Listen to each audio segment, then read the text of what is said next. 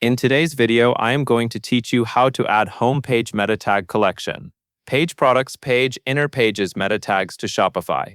We will work directly inside your Shopify admin, and you will update two important places: your homepage SEO settings and the SEO settings for a specific collection. Meta titles and meta descriptions help search engines understand what each page is about, and they can also influence how your store appears in search results. The goal is to make each page clear, accurate, and focused on the keywords that match what people are searching for. First, go to your Shopify admin and open Online Store, then go to Preferences. This is where Shopify keeps your main homepage search settings.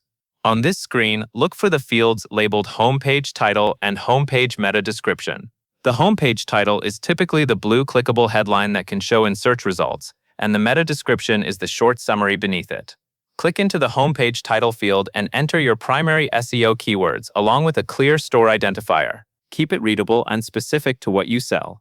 Then move to the homepage meta description field and write a short, helpful summary of your store.